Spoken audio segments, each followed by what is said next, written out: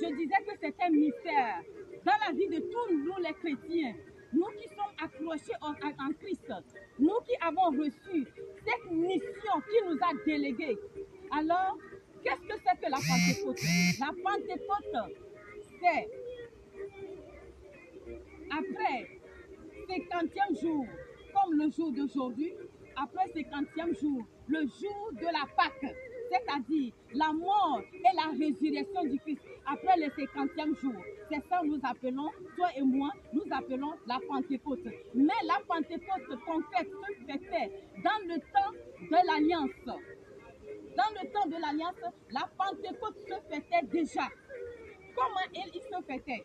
Dieu, quand il a déployé son bras vaillant pour arracher les Israélites sur la terre égyptienne jusqu'à la terre promise, il les a instaurés quelque chose de concret. Oui, il les a dispersés un peu partout parce que le peuple Israël a désobéi. Alors, ils n'ont pas cru, ils ont rejeté la parole. Le fait déjà de rejeter la parole, ce qui veut dire que tu n'as pas cru en Christ. Alors, il y a actuellement ceux qui sont présents encore en Israël et qui disent, et qui savent, et qui le confirment que le Christ n'est pas encore venu. Le Messie n'est pas encore venu. Or, toi qui l'as reçu, il t'a donné le pouvoir de devenir enfant de Dieu. Alors, étant enfant de Dieu, qu'est-ce que tu dois faire? Tu dois te réjouir. On te dit que tu es enfant de président. Tu dois te réjouir. Alors, ce jour-là, qu'est-ce qui s'était passé ce jour-là? Après avoir les sauvés dans la main de Pharaon, il les a instaurés. Dieu les a instaurés. C'est Dieu même qui a instauré. Il les a instaurés de fêter cette fête de Pentecôte. Alors, il fêtait 3 grandes fêtes. Il y a la fête de moisson, il y a la fête de rachat, il y a la fête de récolte. Dans la fête de rachat, Dieu même a déclaré aux Israélites de donner leur première prémisse. Le premier prémisse, c'est quoi?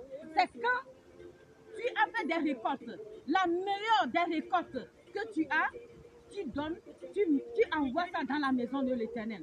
C'est comme l'exemple d'Abraham, que Dieu, après tant de souffrances, lui a donné Isaac. Mais il lui a donné Isaac, après qu'est-ce qu'il a dit? Donne-moi le sacrifice d'Isaac. Mais c'est quelque chose de pesant. C'est ce que Dieu les a instaurés. Donc cette fête, il continue à fêter cette fête-là dans l'ancienne alliance. Est-ce que nous, toi qui m'écoutes ce matin, est-ce que nous avons le courage? Est-ce que quand les pasteurs, les évangélistes nous disent envoyez vos premiers prémices dans la maison de l'Éternel, est-ce que nous avons le courage? Nous, il y a certains même qui pensent que c'est pour les pasteurs. Il y a certains même qui pensent que c'est pour les évangélistes. Non, mon frère, il faut oublier cette idée-là parce que ce que l'instauration de Dieu divin est différent de l'homme. Je sais qu'il y a des faux pasteurs, je sais qu'il y a aussi les vrais pasteurs, les bonbons pasteurs. Mais ce que Dieu a instauré, c'est la voix de l'Éternel que tu dois écouter. Tu ne dois pas écouter la voix de l'homme. Parce que quoi? La voix de l'homme va te ruiner, mais la voix du Seigneur va te sauver. L'instauration de ces premières prémices, ça veut dire quoi? Ça ne te donne pas le salut, mais ça ouvre le ciel. Le Tout-Puissant va jaillir la grâce du ciel sur toi et toutes choses vont marcher dans la divinité concrète de Dieu dans ta vie sur cette terre. Ça ne donne pas le salut. Donc c'est pour notre protection nous-mêmes. Et maintenant, nous allons tout de suite encore, après cela, dans la nouvelle alliance, qu'est-ce qui s'était passé? Dans la nouvelle alliance, comme ils avaient l'habitude de rester dans la chambre haute, comme nous l'avons lu ici dans la parole, donc ils revenaient ensemble. Puisqu'ils étaient dispersés, ils revenaient un peu de partout, à Babylone, un peu de partout, et ils venaient dans une grande chambre. Ils venaient dans une grande chambre, dans la méditation, dans la concrétisation de Dieu pour méditer la parole, et dans l'amour. Alors, qu'est-ce qui s'est passé ce jour-là? L'Esprit Saint les a saisis parce que vous vous rappelez qu'en partant, Jésus-Christ a dit quoi? Je vous enverrai l'esprit de consolation. Alors cet esprit de consolation, c'est ce jour-là, le jour de la Pentecôte, qui les a saisis. Alors la Pentecôte, c'est le 50e jour après la Pâque. Alors cet esprit qui est venu les saisir, l'effusion du Saint-Esprit les a saisis là, ce jour-là, dans la chambre haute. Ils étaient tous dans la chambre haute. C'est comme tu es un ami ou bien quoi, tu reviens dans ton village et vous fêtez une fête là. Ce jour-là, c'est un jour spécial dans la vie de tous les croyants. Les disciples étaient là et ils s'étaient rassemblés. Des milliers de personnes s'étaient rassemblées. Et Pierre prêchait. Dans la prédication de Pierre, voilà, l'Esprit Saint est descendu sur la tête de tout un chacun. Et ils ont commencé par parler de nouvelles langues, comme l'a déclaré la Bible ici. Et dans les nouvelles langues, qu'est-ce qui s'était passé? Les langues que tu n'as jamais appris, une langue que tu n'as jamais écrite, mais ils ont commencé par parler, c'était mystère. C'était mystère. Alors le feu de l'évangile est déposé sur eux. Ils ont commencé par faire des miracles. Des choses miraculeuses se sont passées. C'est pour cette raison. Je déclare sur toi le vent de l'évangile, le vent du mystère, de l'effusion du Saint-Esprit va te localiser là où tu es. Va systémer les choses qui étaient déracinées avant et va les mettre en ordre. Alors j'aimerais tirer attention à tous les chrétiens, nous les évangélistes, les pasteurs. Si trois choses principales que le Tout-Puissant m'a dit, le Tout-Puissant m'a informé la nuit là. Il y a trois choses principales parce que c'est nous qui allons porter l'évangile. C'est nous qui, la mission qu'il nous a déléguée, c'est nous qui allons la propager. Alors, trois grandes choses qui se passent dans la vie des chrétiens. Écoutez bien, il y a d'abord, on dit le vent, le feu et la parole. Si nous prenons le vent par exemple, si nous regardons dans Acte 2, de verset 1 jusqu'à 2, on dit qu'il y a un bruit comme celui d'un vent impétueux. Ils remplissaient la maison et ils étaient assis. Donc le vent, c'est quelque chose de concret dans la vie d'un chrétien. Le vent là, ce n'est pas comme le vent ordinaire, nous le voyons. Non. Ce n'est pas le vent ordinaire qui ramasse. Même dans le monde ordinaire, quand le vent souffle, est-ce que les choses restent en place? Non, il bouge. Alors le vent là, qui a soufflé sur les disciples, qui a soufflé sur les chrétiens, ce vent impétueux, ce vent de l'effusion du Saint-Esprit va dégager tout ce qui n'est pas conforme à la volonté du Saint-Esprit, tout ce qui n'est pas enraciné, tout ce qui est enraciné, qui t'envoie les malheurs, qui t'envoie les malédictions, tout cela, le vent là va les déraciner. Et maintenant, qu'est-ce qui va se passer? Il va implanter maintenant ce qui est de l'ordre dans la vie du chrétien. Il va implanter ce qui est de bonnes racines. Alors, d'abord le vent. Si nous allons voir encore, si nous allons faire recours à Ézéchiel 37, vous vous rappelez Ézéchiel 37? Ézéchiel 37 a déclaré, fils de l'homme, prophétise sur ces ossements desséchés. Les Israélites qui étaient morts pendant des années, des milliers d'années, les ossements étaient desséchés. Mais il a dit prophétiser. Quand il a prophétisé, la chair a repris la place, les os ont repris les places, les choses ont repris la place. Donc il y a de l'ordre maintenant. Ils ont commencé par marcher.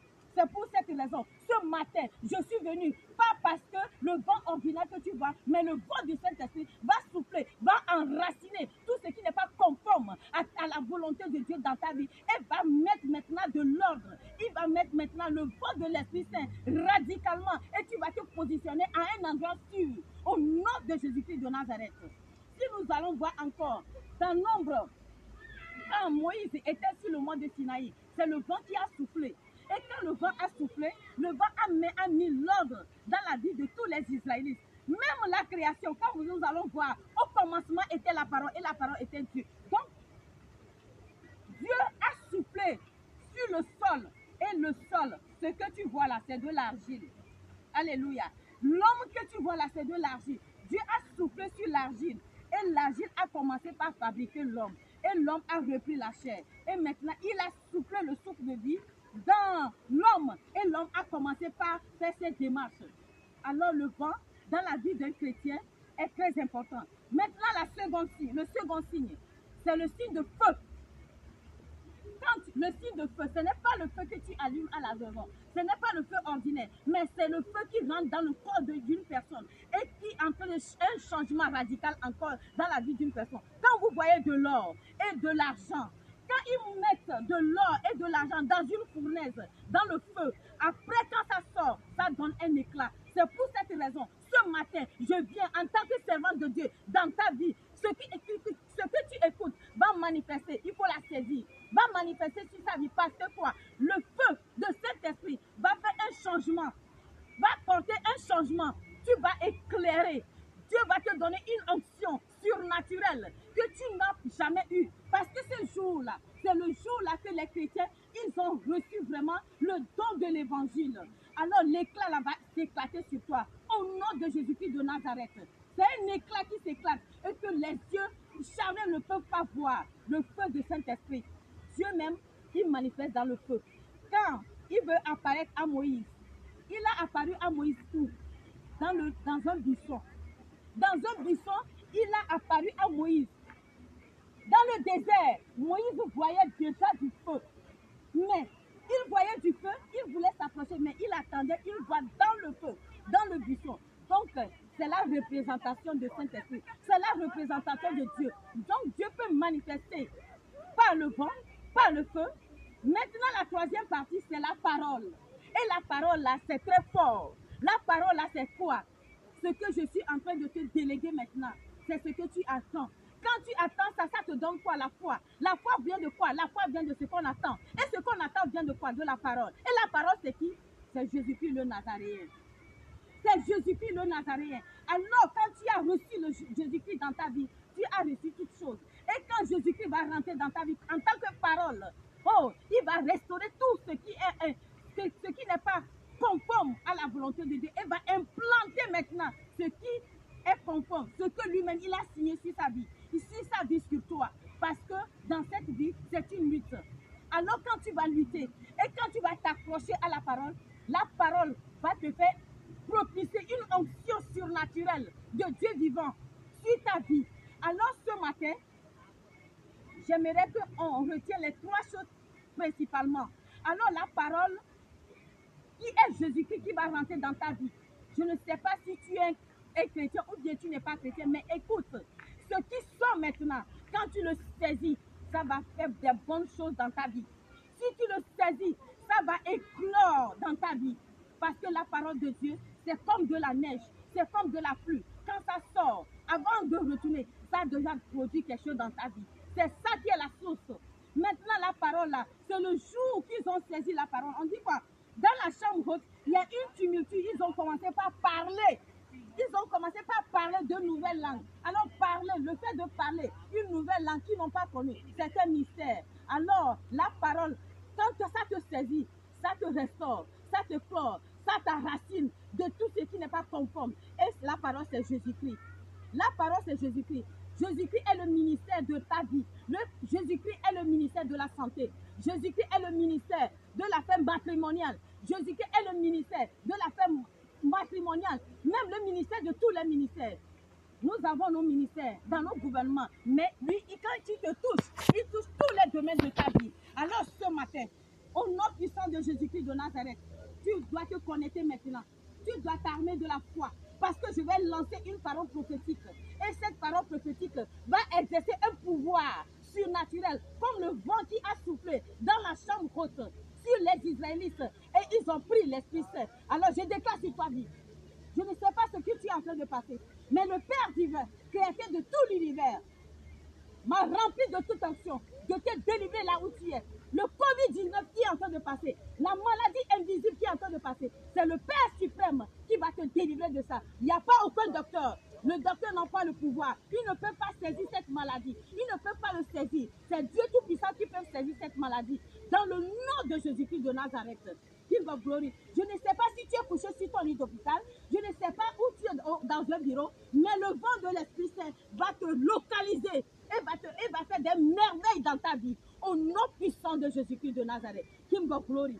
Je te dis merci, je te rends gloire pour la voix qui est sortie maintenant. La personne qui l'écoute, qu'il qu'en soit en Londres, en Amérique, en France, en Afrique, en Yamasila, un peu partout. Le nom du Tout-Puissant va manifester, va te localiser et va te tirer de la boue. Il va te propulser dans un haut lieu au nom de Jésus-Christ de Nazareth. Merci Seigneur, Dieu Tout-Puissant, pour tout ce que tu as fait dans le nom puissant de Jésus-Christ de Nazareth. Amen. Amen. C'est la voix de votre évangéliste Valérie Beaumont. C'est la voix de votre évangéliste Valérie Beaumont. 320. Vous allez taper d'abord le code. Vous allez taper le code de l'Italie. Le code de l'Italie 0039.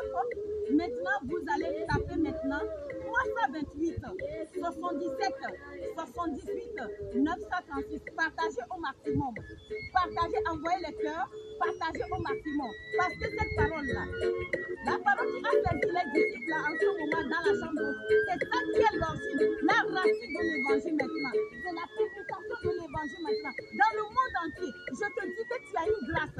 Parce que même les Israélites, il y a ceux qui sont restés, qui n'ont pas encore connu le Christ. Ils ne savent pas que le Messie est déjà arrivé. Il est arrivé, il t'a donné ce pouvoir de devenir enfant de Dieu. Réjouis-toi, réjouis-toi, réjouis-toi dans le nom précieux et glorieux de Jésus-Christ, le Nazaréen.